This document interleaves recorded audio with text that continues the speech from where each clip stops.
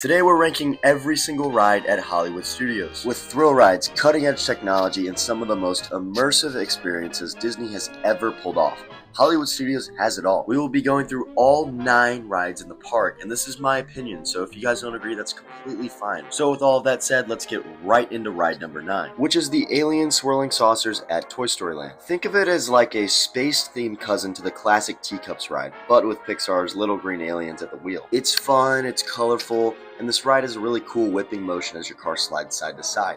Kids love it, and it's especially really nice to look at night with all the lights lit up. But to be honest, I've probably only ridden this ride maybe 2 or 3 times. I would say it's definitely a very forgettable ride at Disney. It's definitely the ride I've done the least at Hollywood Studios, so that's why I have it at 9. And at number 8, I have the Millennium Falcon Smuggler's Run. And it really pains me to put this ride this low because I love everything about Star Wars, especially the Millennium Falcon. And when I heard that this was going to be a ride that you could literally go in the ship and in the cockpit, I thought this was going to be the best ride Disney's ever made. I mean, still, the immersion is crazy. The second you walk into the cockpit, I mean, come on, for Star Wars fans, it is literally a dream. It could not be more accurate to the Millennium Falcon in the movies. And honestly, I really like the second half of this queue especially. Like right when you enter the ship and you get to see that one game that Chewbacca plays. Like this replica of the Millennium Falcon is just insane. And when you're in that room, you get assigned to one of 3 roles: pilot, gunner, or engineer. And your crew is basically flying the Falcon on a smuggling mission for Hondo Ohnaka.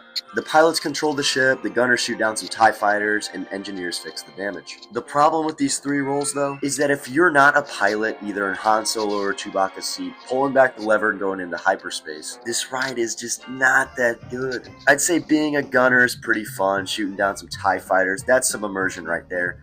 But if you're in the back and you're an engineer, I mean, you might as well just not even do anything and just watch the Millennium Falcon flying around on the screen. So this is what I think they should have done. It either should have been 4 seats where you have 2 pilots, 2 gunners, or you keep the 6 seats and you scrap the engineer role. And then the back 2 seats are just for people that simply want to watch the ride. More in like a Star Tours way, so you're just enjoying it more instead of, thinking about pressing some buttons, being an engineer, which is just honestly kind of boring. I feel like it's a really lopsided ride. The pilots get all the thrill of actually steering, but engineers might spend more time looking at flashing lights than at the screen. But my advice if you're riding this ride, please be a pilot.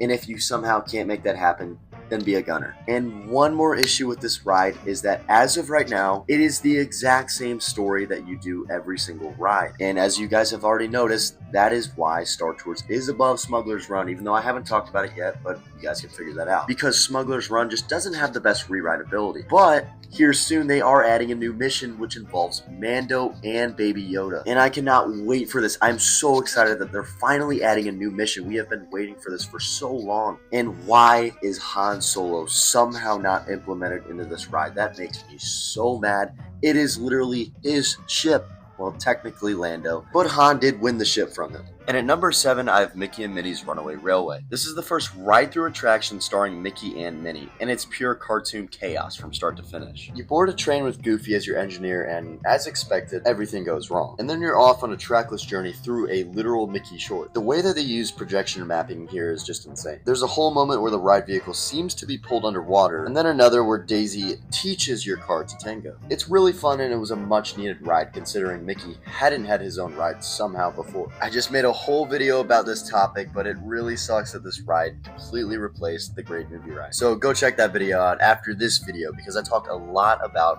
why the Great Movie Ride should have stayed and why Mickey and Minnie's Runaway Railway is still a great ride.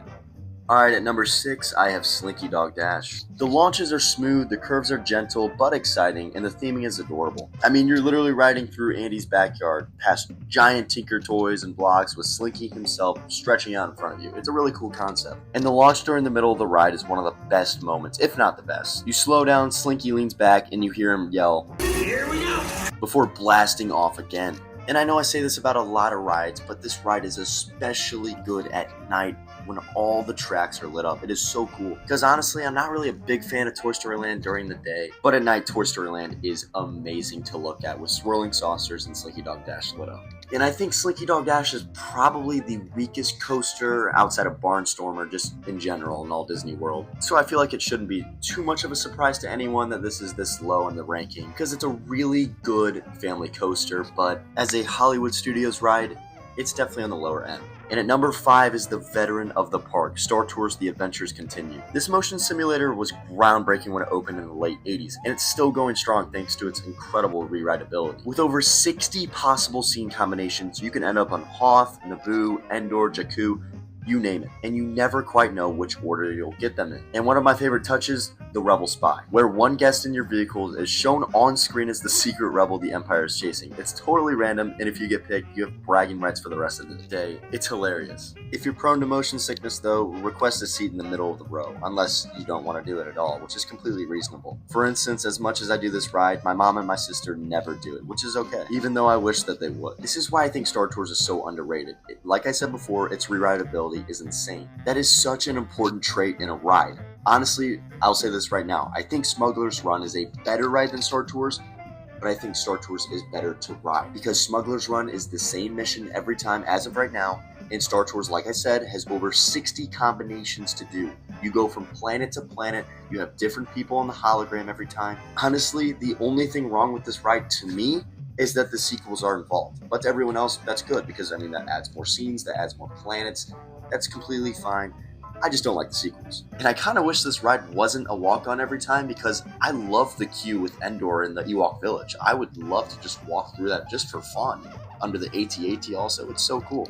All around, it's an amazing ride. And if I had to ride it right now, my dream combination would probably be going to Hoth first, then a transmission from Admiral Akbar, and then finishing it off with easily the best scene that Star Tours has to offer, which is where you fly through the asteroid field, you encounter Boba Fett and his Slave One, you see Darth Vader and his TIE Fighter, and you go through the Death Star too. I absolutely love the original trilogy so much more than any other project in Star Wars, but I wouldn't mind having some prequels in there too, here and there. The sequels though, not my favorite. At number 4, I have Toy Story Midway Mania. This interactive 3D shooter ride is addictive in the best way possible. You spin from one carnival game to the next, competing for the highest score in your vehicle. There are secret targets worth way more points if you know where to look. For example, in the plate breaking scene, hit certain plates in a sequence and you'll trigger a bonus round. But this bonus round isn't just in the plate scene. Every scene in Midway Mania has a bonus round, so if you can figure out those, you're going to be set for a really nice round. I think Midway Mania is easily the best Toy Story ride, hands down, because for some reason it doesn't carry a high wait time. I think it gets up to maybe 50 at most, but it's usually around 30, 35, and I think that is perfect and way too low for how good this ride actually is. Also, the queue is one of the most detailed in the park. You're shrunk down to toy size. You pass giant crayons, board game pieces, and a massive talking Mr. Potato Head animatronic. And then towards the end of the queue, you actually get to see Andy's bedroom, which is a really nice touch. Toy Story Mania also has that super important trait that I talked about with Star Tours, and that's rewritability. And it doesn't get any better than Mania's rewritability. Kicking off our top 3, we have Rock and Roller Coaster starring Aerosmith. Such a classic Disney coaster, it fits so perfect in Hollywood Studios, which really confuses me on why they're retheming this ride. It just makes no sense to me. But this ride is just pure adrenaline from the moment that countdown hits 0. You launch from 0 to 57 miles per hour in under 3 seconds, straight into inversions and corkscrews in the dark. The whole thing is synced to Aerosmith music blasting through speakers in your headrest. Each limo plays a different song. It's hard to even realize what's playing in your ears because you're just going so fast though. But what's also cool is the launch tunnel has dozens of hidden signs and billboards that whip past so fast you barely even notice them.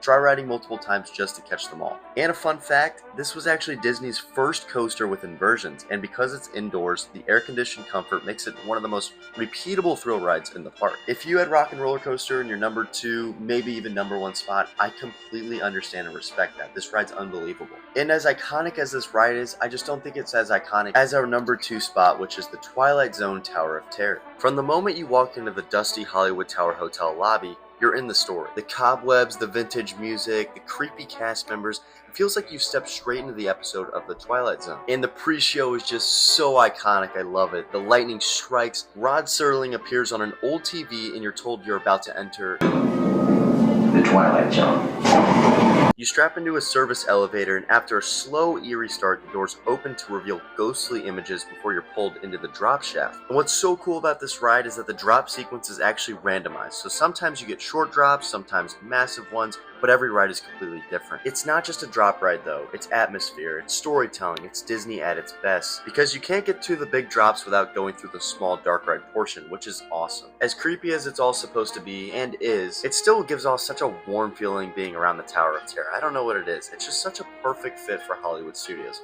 It's obviously the most iconic ride there, but I don't think it's the best. And as much as I love Guardians of the Galaxy Mission Breakout at Disney's California Adventure, I really hope they never switch the Twilight Zone Tower of Terror at Hollywood Studios, or I will be really mad. Because this is the centerpiece of the park at this point, because they already scrapped Mickey's hat and they already scrapped the Great Movie Ride. And there's a reason why this building is so iconic. It's probably the best looking ride in all of Disney World in the exterior. But with all of that, it's still just not good enough for the #1 spot, as much as I love it, because the best ride at Hollywood Studios is Star Wars Rise of the Resistance. And I use the term ride very loosely, because is it really just a ride?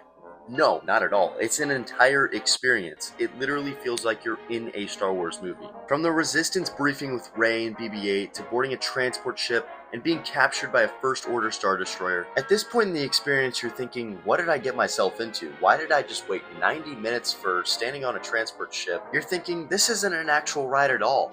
Until the doors open, revealing a full-size hangar with TIE fighters and dozens of stormtroopers all lined up perfectly. Then First Order officers rudely organize you all into groups. From these groups, you're put into an interrogation room with the Kylo Ren. He wants to know where the secret base is that the Resistance is hiding from him. Then the wall is blasted open and you're saved by a member of the Resistance. You're then herded into a trackless transport vehicle, dodging blaster fire, racing under huge life-size AT-AT walkers, and then coming face to face with Kylo Ren himself at the end. It's a seamless blend of animatronics, screens, physical sets, and overall just really impressive ride technology. I mean, there's no surprise on why this is the #1 ride. It's the most ambitious attraction Disney has ever built. It's thrilling, it's cinematic, and it delivers on the promise of total immersion that Disney's all about. Even if you're not a hardcore Star Wars fan, you're gonna walk away from that ride just completely blown away. Because I can't imagine anybody doing this ride for the first time and not having their jaw on the floor in multiple scenes, like the hangar or the AT-AT scene.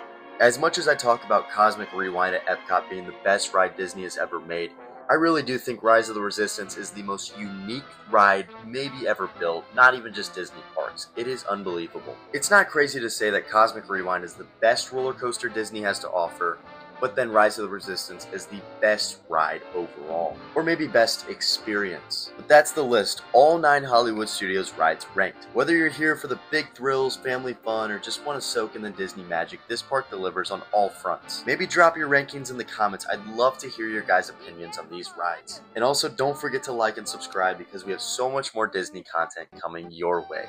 Thanks for watching.